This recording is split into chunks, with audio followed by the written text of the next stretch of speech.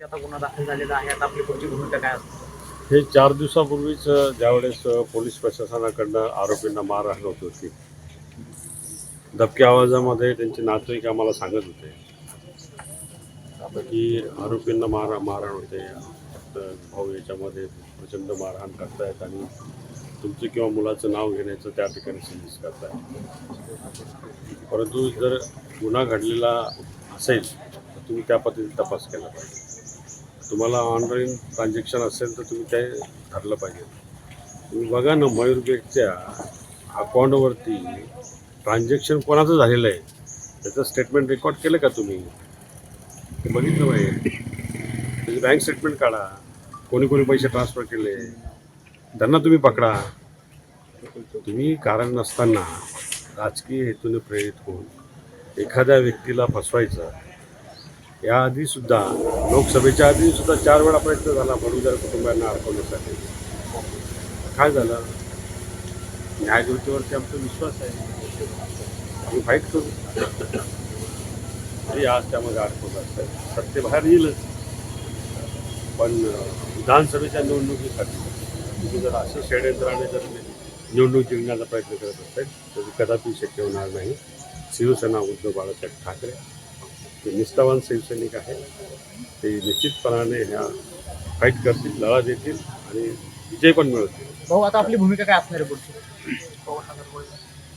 निश्चितपणाने मी तुम्हाला सांगतो की पोलीस आयुक्तालयाचं जे कामकाज आहे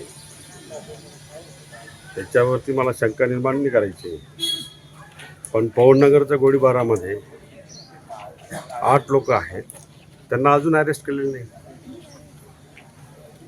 तो गोळीबाराचा व्हिडिओ सगळीकडे फिरतोय, पण पोलीस प्रशासन काय झोपलं आहे का? त्यातमध्ये माजी नगरसेवकाचा डायरेक्ट संबंध आहे आणि त्यावेळेस ते एका आरोपीने स्टेटमेंट रेकॉर्ड केलं आहे, ही फायरिंग बडगुजरवर करायला लावली होती म्हणून, मल्ल्या म्हणून, रोहित मल्ल्या म्हणून. त्या आरोपीने पोलीस स्टेशनला त्या स्टेटमेंट रेकॉर्ड केलं. ते रेकॉर्डवरचं स्टेटमेंट कोणी पुसलं? हे अंबड पोलीस स्टेशनचा हा भ्रष्ट कारभार हा आज नाही उद्या बाहेर येणार. भाऊ, नेमकं कुठल्या माजी नगरसेवकाचा यामध्ये सहभाग?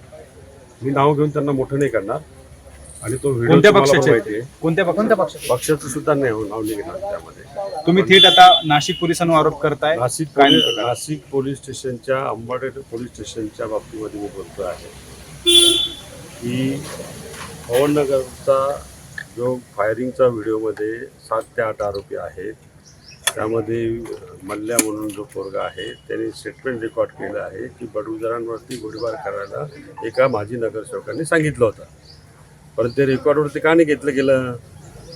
आणि इथं ह्या केसमध्ये आरोपीला मारहाण करून, जबरदस्ती मारहाण करून आरोपी कोर्टामध्ये स्टेटमेंट देतो की मारहाण केल्याची त्या ठिकाणी उदाहरणं देतो आणि जज साहेब त्या ठिकाणी सिव्हिलला रेफर करतात आणि पोलीस प्रशासन परत म्हणतं की मेडिकलला जाऊ नका, विनंती करतात आरोपीला आणि परत जज त्या ठिकाणी खवळतात की कोणत्या पोलीस ऑफिसरने तुम्हाला या ठिकाणी धमकवलं ते मला सांगा, त्याला तात्काळ सस्पेंड करतो.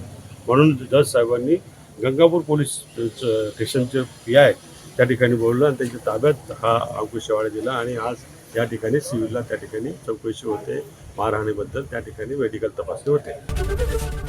ABP माझा, उघडा डोळे बघा नीट.